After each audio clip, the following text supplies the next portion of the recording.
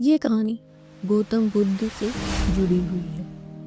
गौतम बुद्ध अधिकतर समय यात्राएं करते थे और यात्रा के बीच जगह जगह ठहरते भी थे। वहां भी वे अपने शिष्यों और लोगों को उपदेश दिया करते थे। ऐसा एक बार जब वे प्रवचन दे रहे थे, उन्होंने प्रवचन खत्म करते हुए कहा कि जागो, समय हाथ से निकला जा रहा है। इतना कहते ही अपने प्रवचन खत्म कर दिए। प्रवचन खत्म करने के बाद गौतम बुद्ध ने अपने शिष्य आनंद से कहा कि चलो थोड़ा घूम आते हैं।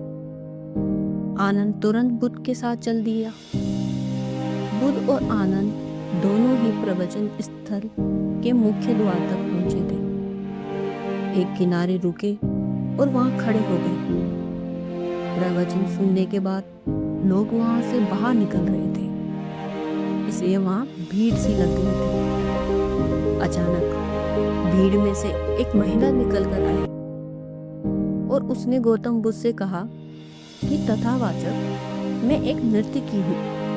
आज एक सेठ के यहाँ मेरे नृत्य का कार्यक्रम है, लेकिन मैं ये भूल गई थी कि आपने जब कहा कि समय निकला जा रहा है तो मुझे तुरंत याद आ गया कि मुझे कार्यक्रम में जाना है। आपकी वजह से मुझे ये बात याद आई, इसके लिए धन्यवाद। इतना बोलकर वे महिला वहां से चली गई। कुछ देर बाद एक वृद्ध व्यक्ति वहां पहुंचा।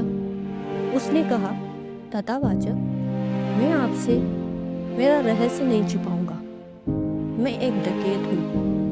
मैं ये भूल गया था कि आज मुझे एक जगह डाका डालने जाना है। आज आपका उपदेश सुनते ही मुझे अपनी योजना याद आ गई। इसके लिए मैं आपका बहुत बहुत धन्यवाद करता हूँ। उस डकैत के जाने के बाद धीरे धीरे चलता हुआ एक वृद्ध व्यक्ति आया और उनके पास पहुंचा।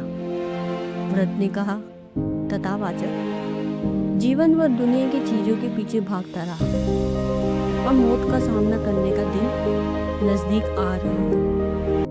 अब मुझे लगता है कि सारा जीवन यूं ही बेकार हो गया। आपके उपदेश सुनकर मुझे मेरी गलतियां समझ में आ गई। अब मैं अपने सारे मोह छोड़कर सिर्फ आत्म कल्याण और परमात्मा का ध्यान करूंगा। इतना बोलकर वे भी वहां से चला गया।